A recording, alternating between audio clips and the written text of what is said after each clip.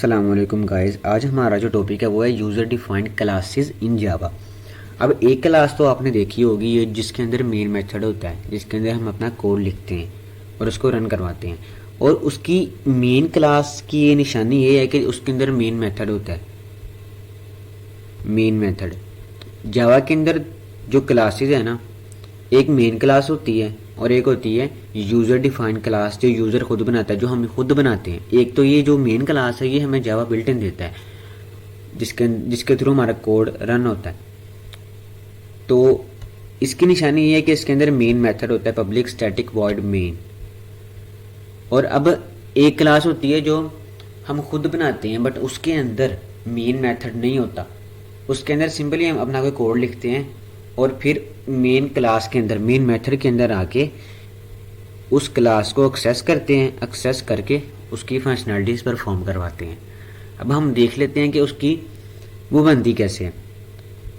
अभी आपको ये सोचने की ज़रूरत नहीं है कि क्लास का क्या फ़ायदा है। हमें फ़ायदा ये है कि हमारा ये जो कोड होता है ना, ये डिवाइड हो जाता है। अब एक सारा ही कोड आप मेन क्लास के अंदर लिखते हैं, बहुत ज़्यादा कोड लिखते हैं आप, तो फिर आपको मतलब सारा, अगर फ़र्ज़ करें कोई एरर आ जाता है आपका, तो आपको उसको सॉल्व करना बहुत मुश्किल हो जाएगा, एक एक लाइन देखनी पड़ेगी। अगर आप उसी कोड को डिवाइड कर दें मुख्तलिफ क्लासेस के अंदर, तो फिर आपको आसानी होगी। तो अब हम एक क्लास बनाते हैं, ये सिंपली क्लास का कीवर्ड तो यूज़ होना ही होना है। अब एक नाम रखते हैं, जो मैंने आपको पहले बताया, आप किसी तरीके से भी नाम रख सकते हैं। आप इसके आगे, इस क्लास के आगे पब्लिक लगाएं या ना लगाएं, कोई मसला नहीं। अब मैं रख देता हूँ नाम हसन, तो अब 2 ब्रैकेट्स लगेंगी, जिस तरह क्लास बनती है, सिंपली क्लास बन चुकी है। अब इसके अंदर मेन मेथड नहीं होगा। अब बात आती है कि इसके अंदर हम क्या फंक्शनैलिटी परफॉर्म करवाएंगे, क्या चीज़ करेंगे। हम सिंपली, मैं अभी इसके अंदर एक वेरिएबल डिक्लेयर करवाता हूँ जिसको हम एक्सेस करेंगे मेन क्लास के अंदर। मैं लिखता हूँ int A is equal to 4। Hasan class की प्रॉपर्टी है इंट ए की वैल्यू है 4।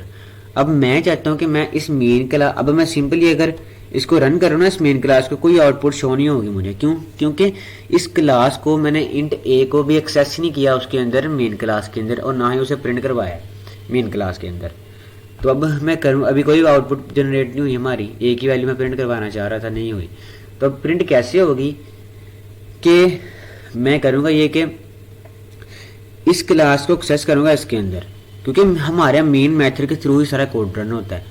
वो कंपाइलर कंपाइल कर लेता है उसको कि एक यूजर डिफाइंड क्लास पड़ी है, बट मेन मेथड के अंदर जब उसको कहते हैं ना कि कमांड मिलेगी, कि वो ऑर्डर मिलेगा उसको रन करने का, तो फिर वो उसको मतलब चलाएगा उस कोड को।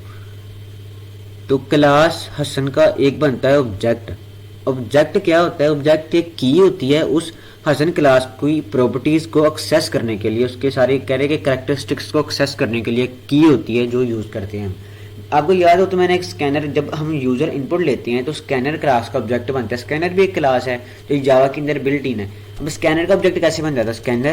स्कैनर क्लास का ऑब्जेक्ट था, तो स्कैनर ही नेम आता था पहले, फिर आगे उसका कोई नेम रखते थे, उस ऑब्जेक्ट का नेम, ओबीजे रखते थे नेम।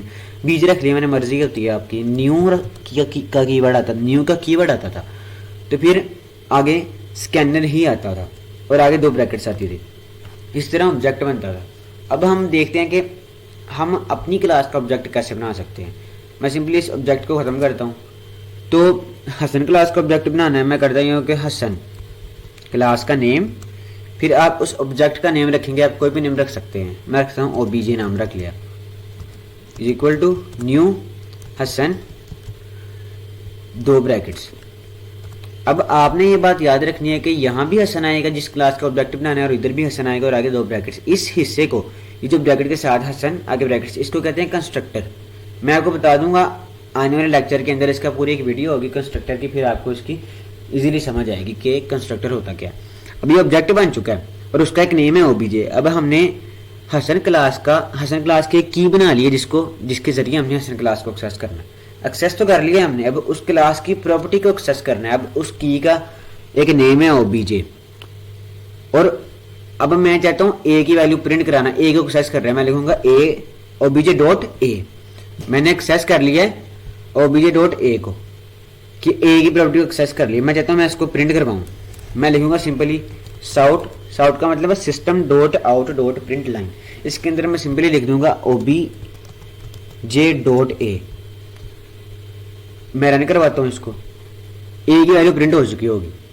अभी प्रोग्राम रन हो गया, अब ये 4 प्रिंट हो गया हमारा। इसका मतलब है कि इस ऑब्जेक्ट के जरिए हमने ए को एक्सेस कर लिया। अब मैं एक और यूजर डिफाइंड क्लास बना लेता हूं। मैं करता हूं क्लास अहमद नाम रख लेता हूं, रख के मैं लिखता हूं int b is equal to 9 रख दिया मैंने। अब इसी तरह मैं इसी कोड को कॉपी करूंगा, ये जो मैंने नीचे ऑब्जेक्ट और प्रिंट करवाया है, कॉपी करके अब हसन की जगह मैं दे दूंगा। अब अहमद बनाई है ना क्लास, दूसरी 2 क्लासेस बना रही यूजर डिफाइंड, एक हसन क्लास है ये वाली, दूसरी नीचे वाली अहमद क्लास है। तो अब मैं इसको करता ये हूँ कि यहाँ पे कर देता हूँ दूसरा ऑब्जेक्ट बनेगा अहमद। अब ऑब्जेक्ट का नेम भी मुझे चेंज करना पड़ेगा क्योंकि वो जो पहले ऑब्जेक्ट बना है एग्जिस्ट कर रहा है पहले, ओ भी रख देता हूँ सिंपली नाम इसका। अब इधर भी मैं कर देता हूँ अहमद, कंस्ट्रक्टर पे अहमद आ गया। तो अब मैं कहता ये हूँ कि अब ओ बी है, अब मैंने इसके अंदर ए नहीं बनाया, मैंने बी बनाया, मैंने इस बी को एक्सेस करना है। यहाँ पे जे खत्म करूंगा क्योंकि ओ बी नाम है अहमद का, अहमद क्लास का, ओ बी डॉट बी को एक्सेस कर लूंगा। अब मैं इस फाइल को रन करता हूँ, तो अब फाइल रन हो रही है। तो ये देखिए 4 और 9 प्रिंट हो चुका है कमांड के अंदर। तो ये देखें सिंपली इसका यही मतलब था, इसका यूजर डिफाइंड क्लासेस का। सिंपली अगर सिंपल मैनर में बात की जाए तो आगे तो बहुत इसके मतलब आगे एक्सटेंशंस हैं, कह रहे हैं आपके मेथड्स आ जाते हैं, फंक्शंस आ जाते हैं, कंस्ट्रक्टर, बहुत से कंसेप्ट्स हैं। अब आपने एक बात याद रखनी है कि अब हम ऑब्जेक्ट ओरिएंटेड प्रोग्रामिंग के अंदर पाँव रख चुके हैं, मतलब स्टार्ट कर दिए हमने। बट अभी मैं आपको उसका कंसेप्ट नहीं दूंगा, अभी कुछ मेजर जो ऑब्जेक्ट ओरिएंटेड में यूज़ होती हैं चीज़ें वो समझे आगे, फिर देन मैं आपको ऑब्जेक्ट ओरिएंटेड का कंसेप्ट दूंगा ताकि आपको समझ आए। वो भी आने वाले लेक्चर में आपको मैं करवा दूंगा, फिर उसके अंदर आपको मैं मेजर कंसेप्ट बताऊंगा जो यूज़ होते हैं। ऑब्जेक्ट ओरिएंटेड सिंपली अभी तक आप याद रख लें कि वो क्यों यूज़ होती है। वो यूज़ इसलिए होती है कि रियल वर्ल्ड की जो एग्जांपल्स होती हैं वो हम प्रोग्रामिंग के अंदर यूज़ करते हैं, प्रोग्रामिंग के अंदर इम्प्लीमेंट होती हैं। कि एक ये जो अब ये क्लास है, एक मेन क्लास है, ये आपस में इंटरेक्ट कर रही है। जैसे 2 आदमी एक दूसरे से इंटरेक्ट करते हैं ना, कि अपनी चीज़ एक को दूसरे को दे देते हैं, उधार दे देते हैं, या एक दूसरे से बात करते हैं, इसी तरह क्लासेस भी एक दूसरे के मतलब इंटरेक्ट करती हैं एक दूसरे से ऑब्जेक्ट ओरिएंटेड के अंदर। आज की हमारी वीडियो इतनी ही थी। अगर आपको मेरी वीडियो पसंद आई है इसको लाइक करें, शेयर करें और मेरे चैनल को सब्सक्राइब करें। अल्लाह हाफिज़।